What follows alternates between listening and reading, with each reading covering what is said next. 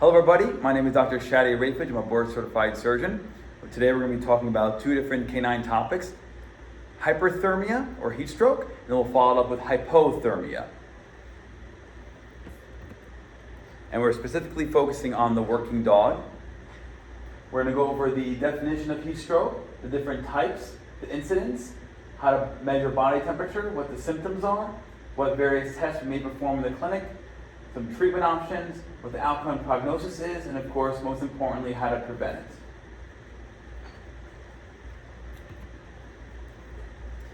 This is a chart that looks at different criteria. You're more than welcome to come in if you'd like, sir. And you can leave too if you want, in between, it doesn't matter. If you have any questions, let me know. Awesome. Yeah, we had him, so I'm like, certain classes I took him to, it kind of like didn't go so well. Overload, so I'm like... No, you're more than welcome. Hi. See, we're focusing on heat stroke, so we just started. Awesome. We're based out of Arizona, so wow. It's very common for me to come across, yes. especially with the dogs. So this table looks at normal parameters for dogs and cats. We're looking at normal temperature, heart rate, respiratory rate, white blood cells, and band cells. So the reason for this is because systemic inflammatory response syndrome, or SIRS, in dogs is a serious sequela to either trauma or disease, come on in, or heat stroke, various medical conditions. And so we'll use this criteria as an objective way to figure out, is this patient in SIRS? That affects prognosis. It affects how sick they are. And so that's why it's important for us to establish that. The reason why we have cats here, even though we don't really commonly see cats with heat stroke, is that they tend to behave a little bit differently in terms of their numbers. So we have a criteria for dogs and for cats. If you're looking at hyperthermia, or really more specifically heat stroke, which is the accumulation of all these signs that are not just a high temperature, but also all the sequela from that, you're defining it as a body temperature of 105.8 or higher. That's an insane number, right? Obviously, they are febrile before you reach 105.8. But strictly speaking, if you're dealing with heat stroke, that's what's reported in the literature as a temperature of 105.8 or higher. So, how do you define hyperthermia, and how do you compare that to fever? Those are two related but different things. Hyperthermia, any increase in body temperature above the normal range due to abnormal and unregulated heat loss, heat gain, heat production, and hypothalamus set point is unaltered. So the body temperature is controlled by your brain, specifically the hypothalamus, which is a very small structure underneath the thalamus in the brain. It's right in the center. And that's what controls, among many other things, body temperature. Hyperthermia, per se, is not a change with the hypothalamic reset. It's not a change with that regulation. It's the body being unable to get rid of heat or producing too much heat. But the hypothalamus is still doing its job and trying to regulate temperature. That's important because when you have a fever due to, let's say, infection, for example, it's a particular form of hyperthermia in which heat loss and heat gain mechanisms are adjusted to maintain body temperature at a higher hypothermic set point, which is called regulated hyperthermia, due to infection, cancer, inflammation, immune-mediated. So this is where the body's trying to cope with whatever disease you're dealing with, and the hypothalamus readjusts what your body temperature is, and then you get a fever from that. They're two related but different avenues. You can think of fever as being a subset of hyperthermia, basically, right? So this is a picture of a dog brain, and so the hypothalamus sits here at the bottom of the brain underneath the thalamus, so hypothalamus, and it's a pituitary gland, and that's where all this comes from. So when you look at heat strokes, you want to define them into two different categories. This is your typical picture of a dog in heat stroke coming to the clinic. High temperature, they're laid out, they're in critical condition. You either have environmental heat stroke, which is called classical heat stroke, and then you have exertional. Environmental is what you would think you'd commonly see. This is where you have an overactive dog, right? This is where you have a scenario like when they're stuck in a car, for example, right, on a hot day, right? That's what this is. Or they went for a walk, you didn't bring enough water, right? But they're not inducing the hyperthermia themselves. It's just there's too much heat, they can't dissipate it, and they end up with heat stroke. The second category, exertional, which we see in a lot of working dogs, especially in dogs that they don't have an off switch. I mean, they'll just go until they'll hit 107, 108 and walk around fine with that level of body temperature because that's how they operate. But that's what you'll see in this category. And then you can see, of course, a combination. You've got a dog that just goes in a hot environment. So when you have a dog, a similar dog like that, even though sometimes it doesn't affect them in the moment because, like you said, their bodies probably run like that, does that tend to give them damage over time because it's happening so consistently over a long period of time? Or So a long period of years? the easy answer is we don't know. Okay. However, probably not. Probably not, because once the source of the hyperthermia is gone, then their body should reset back to normal. You don't get like hypothalamic damage or anything like that. Yeah, and if you do, it's not recognized. So literally they'll come in the clinic and we'll just say, yeah, this dog normally runs a little hot. Your normal resting body temperature is 103.5, which is high. But when this dog's active, we're hitting 106, 107. But we don't view that as being a long-term effects. But the answer is I don't know. Yeah. So what are some factors that predispose them to this condition? And this is specifically with the first category, the environmental or classical, because that's what we tend to see in the clinic setting. Warm, hot seasons, obviously, it seems like it tends to happen more in the afternoon. Cars, of course, they're locked in the car on a hot day. Brachycephalic breeds, so those breeds that have the squished in faces, they can't really relieve heat that well compared to the longer nosed dogs, the mesocephalic dogs. They can give off heat much easier. So brachycephalics are at a higher risk. If they have a higher body weight relative to their breed or gender, so obviously if you're a bigger person, you're going to get hot faster and also have a harder time losing that heat than if you're a smaller person. Same thing with animals. The skull shape, which relates to the breed of brachycephalics. The death rate in 2016 was reported to be a 0.04% overall mortality rate with an event fatality of 14%. Meaning, what are the chances that if you get this condition, you're going to perish from it? 14%, which is fairly high. It's not great. But what's also sad about these is this is somewhat preventable too for this category. So when you look at law enforcement canines, this was based off of a research paper, just overall incidence of death and euthanasia is about 24% of working canines. So this paper specifically focused on Operation Iraqi Freedom and Operation Enduring Freedom. So they looked at this in Afghanistan through these dates. Heat stress, the point was this, heat stress, about 10% of dogs had external injury characterized by heat stress. So it's prominent enough that you'll see it in working dogs. This is a fairly busy slide just comparing the different ways of measuring body temperature. So, whereas in people you've got a variety of ways, you can do ear, you can do under the tongue, you can do rectal. In animals, because there are anatomy differences, not so much. If you try and go based on just what the nose feels like, it doesn't seem to be fairly accurate, which you'd imagine. It doesn't correlate well with rectal thermometer. The eardrum, because of the different shapes and sizes of the canals of ears, because of the breeds, it's not as accurate either. You can do armpit temperature, which does correlate somewhat to rectal thermometer, but you have to add in a degree or two to that number, to the axillary. So if you do on the armpit of like 98, you got to add a degree or two to make that correlate to rectal thermometer. We consider rectal thermometer to be like the gold standard. That's like the ideal body temperature. And then if you look at the forehead one, if you put it on the forehead or the nose region for dogs, it's inconsistent and it doesn't correlate well with rectal. So rectal is the ideal. If you can get a rectal thermometer, if you have a dog who's flat out from heat stroke, that's not a problem. If you have a fairly healthy mal, they're acting crazy, that might be an issue to get a rectal. And that's why the axillary one, the armpit one, is quite valuable, because you can get an axillary on a shepherd or a mal and still live through the experience. And it'll still be fairly accurate if you just add a degree or two. Medically speaking, what do you see in heat stroke dogs? Well, it affects the entire body. So you have mostly cardiovascular and central nervous system dysfunction for these dogs. Collapse, 98%, shock, 80%, seizures, almost 40%. And so they'll come in flat out with a variety of different reasons why they're flat out.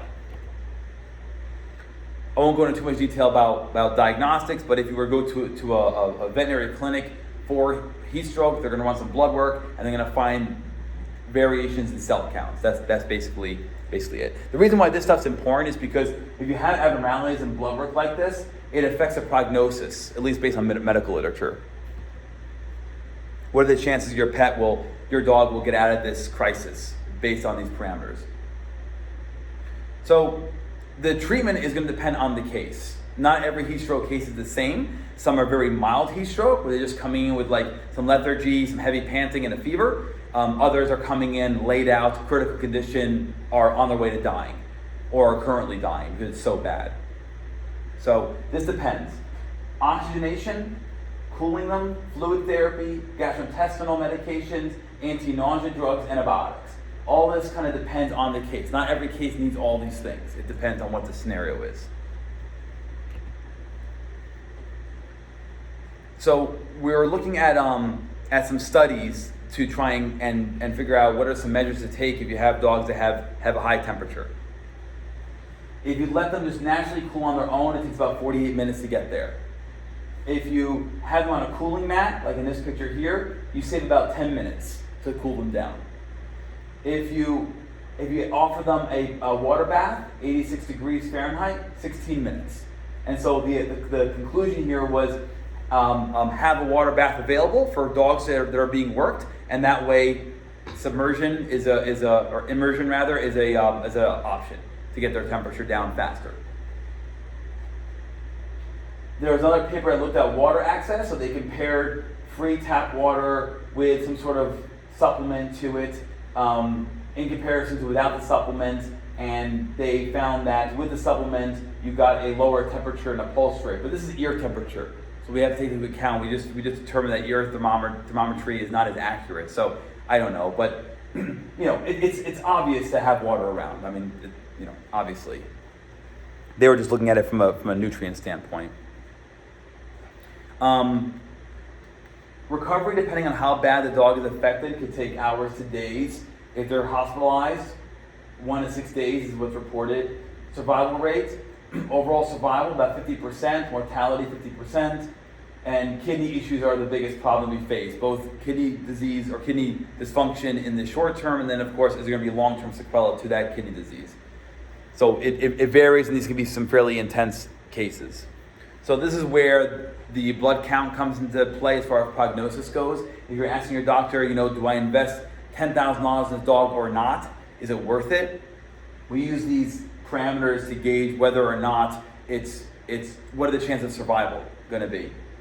So if they can survive, if they survive longer in the hospital, they're more likely to live. So the ones that have perished typically perish within 12 hours. If you can survive that, 60 hours and you're good to go. That's the breaking point. If they're going to die or be euthanized, usually within a day or two. That kind of makes sense with the 12 hours number here. These are all blood panels.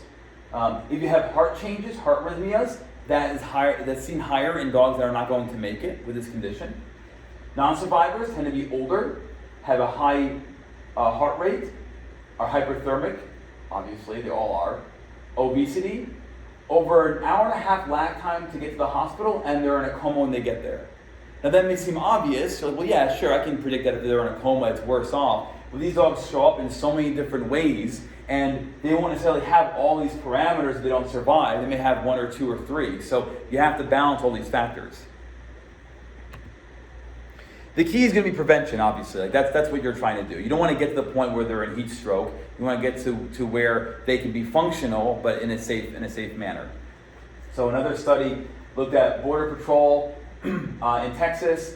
They offered them water by mouth, chicken flavored water with an electrolyte solution, and then subcutaneous therapy, so giving fluids under the skin.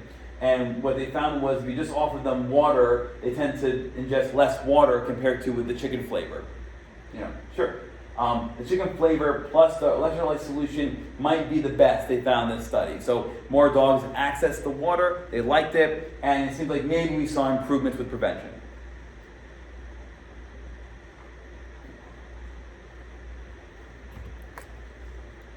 What do you do after exercise? What's a good idea? We mentioned water troughs before based on other study. The This I can't stress enough. Always check the body temperature using a thermometer. So you can overcorrect these dogs. If you have a dog who has a high body temperature and you're trying to cool them down, you can overshoot it and make them hypothermic. I've had sad cases on Vet Triage, a telemedicine service, where owners voluntarily decide to put their dogs in like an ice bath and then kill them from hypothermia. Like they overdid it. And so you have to be careful with this. So make sure if you're going to treat them in the field, let's say you can't get access to a hospital or it's going to take too long or whatever it may be, and you want to cool them off, you can use bathing them, a fan on them, you can put alcohol on their paw pads, but you've got to monitor their temperature while you're doing that. My rule of thumb is if they're starting to hit 103.5, stop cooling them. Remove the alcohol, take them out of the bath, dry them off, because once they hit about 103.5, it'll continue to cool despite you getting rid of all these parameters, but because you don't want to overshoot it. If you get them down to 103, 102, they're going to end up getting below 100. So in summary, we compared hyperthermia and fever and how they're related but different. The normal temperature for dogs tends to be 100 to 102.5, just like in people's individual variation. And the working dog can run a little hot normally, so you have to know what your normal dog's temperature is. Prevention, water troughs, sure, for immersion. Have water available for drinking, and then always monitor your therapeutic progression with a thermometer, preferably rectal thermometer if you can access it. We want to avoid overcooling. This is my contact information. For law enforcement, my company Vet Triage is no charge. It's free. So if you're interested, or if your group wants to, sir, you can have them reach out to me. You can reach out, and we'll be happy to set up on the back end. It's 24/7, only veterinarians, all video, any species, anytime. But for working dogs, it's no charge to do that. Whereas a normal client would pay about $50 to access us. Any questions? The next lecture here, and again, you're welcome to stay or not to you, it's hypothermia. So the opposite issue here in the working dog. This is a much quicker talk because unfortunately, there's not a lot of literature at all on hypothermia in dogs, at least not in the field. For anesthesia related, there is. So the research I'm going to present here is mostly anesthesia related. So you can use the same principles for the field to some degree, but we don't have any data for what to do with hypothermia in the field beyond common sense, which is what we'll talk about. So we're going to go over defining it, the types of hypothermia, the incidence, the factors that can cause it, the factors that protect the pet from becoming hypothermic, what happens to the body, how to prevent it.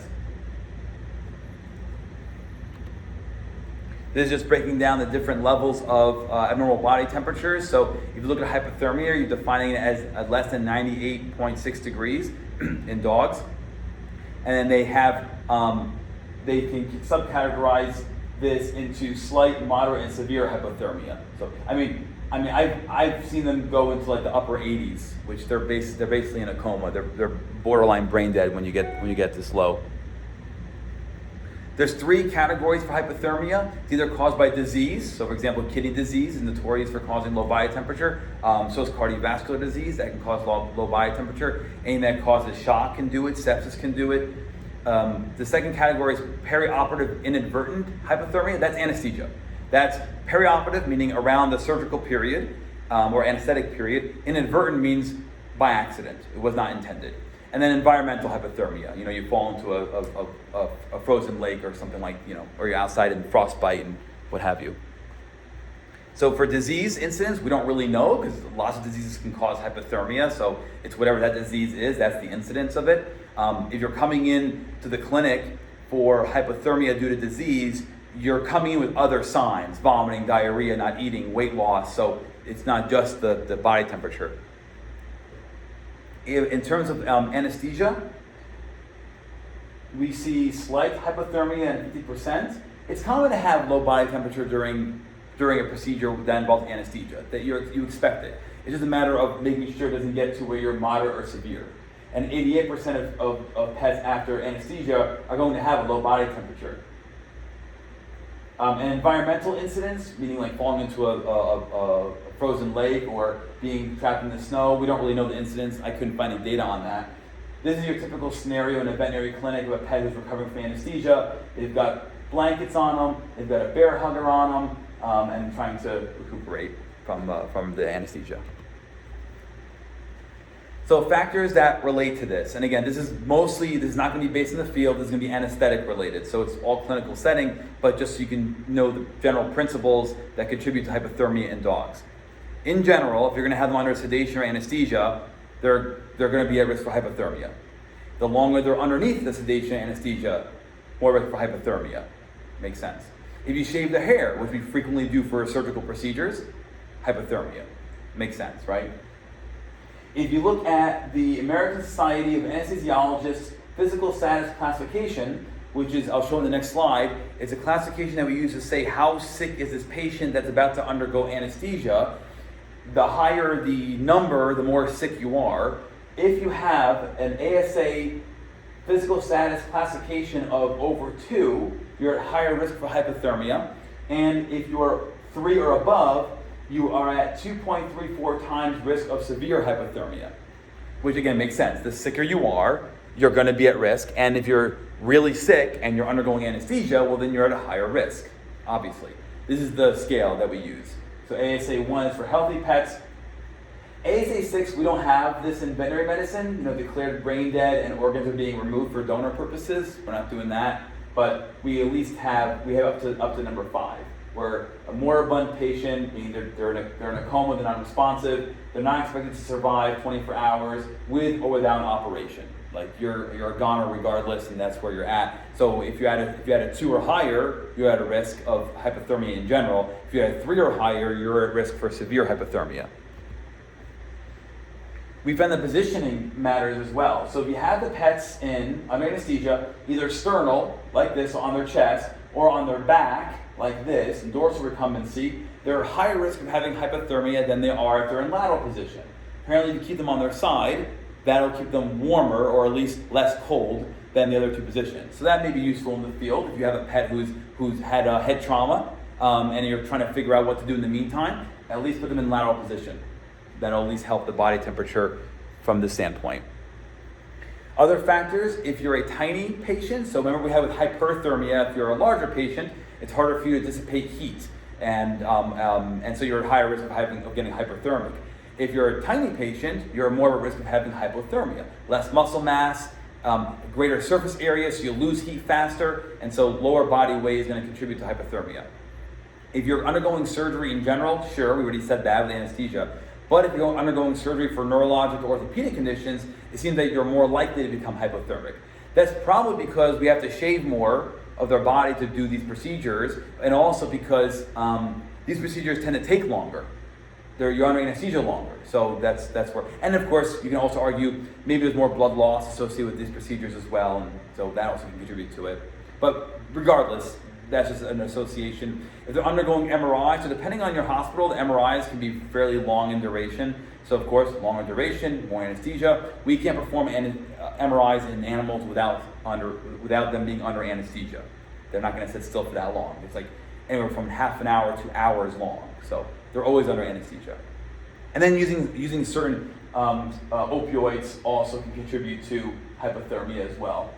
So this is your a little bit overkill positioning, but this is your standard MRI, dog's on his back, and you have all this cage stuff to help keep him still and also help with coning in the magnetic field to get better imaging.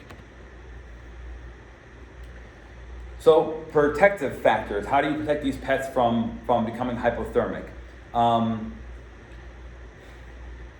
You want to make sure that they maintain as normal a body temperature before you give them anesthesia as you can. That makes sense. If you're already going into the procedure hypothermic, well, you're just going to get worse. So if you can at least try to correct it as much as possible before anesthesia, that helps.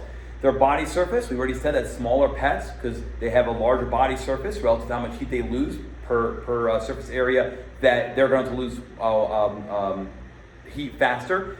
You really can't change body surface, right? If you're going to do surgery on a Chihuahua, you can't just make them a Rottweiler real quick. They're staying at Chihuahua. So that's just a known factor you have to contend with. You can increase their environmental temperature. Sure, most operating rooms are kept at a cold temperature. That's on purpose, because we know that with higher temperatures, you increase infection rate for surgeries. So you have to keep the environment kind of low as far as the environmental temperature goes, but of course that risks the pet becoming hypothermic. And then the most common thing, of course, and this is what you can use in the field as well, is active warming efforts. So here is a picture of a cat under anesthesia that's got socks on to try and maintain heat. Here's a dog with a bear hugger. So this is connected to a machine. You turn it on, hot air goes through this tube, fills up this blanket, and you can warm up the patient without risking burning them. Here is a picture of the same concept of a bear hugger, but this is in the operating room. And so you can imagine you're doing surgery, you can't have this in your way. So sometimes these things are set up underneath the patient instead of over them, to try and keep them warm.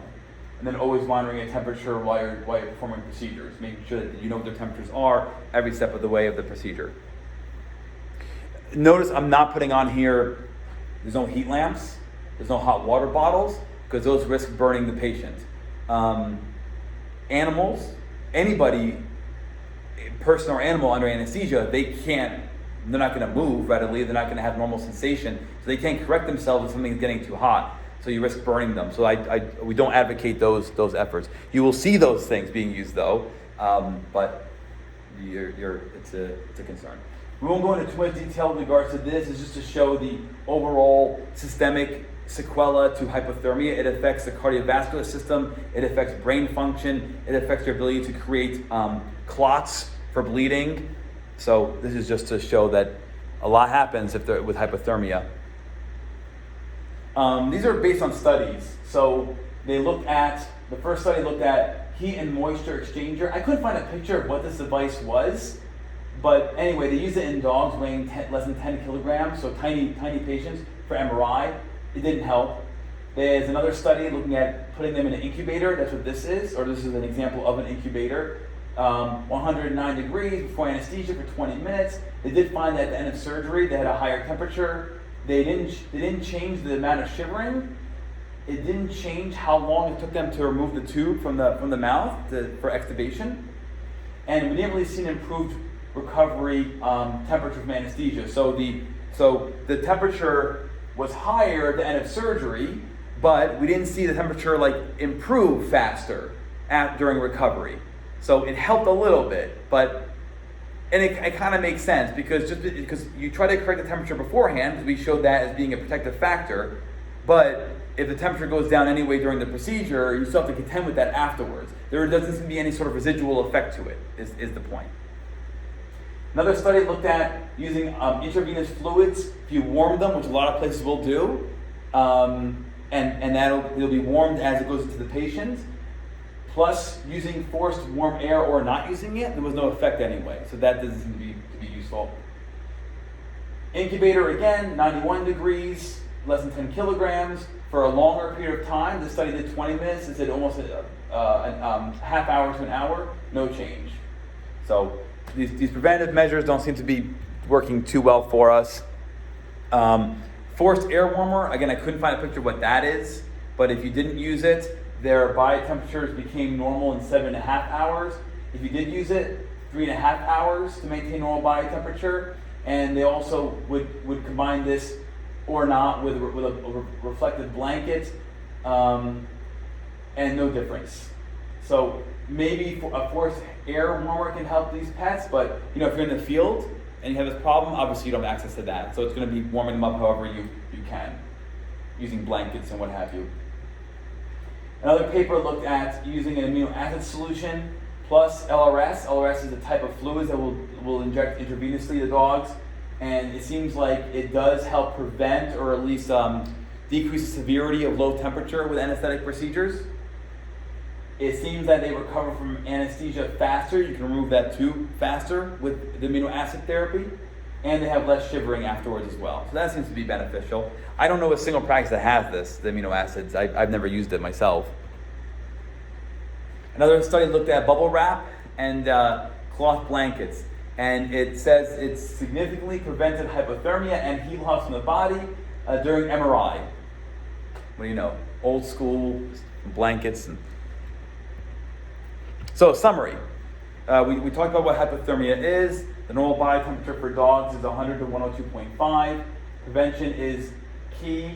We need more studies regarding the environmental causes of hypothermia, so in the field, but you can use some of these concepts to help manage those dogs.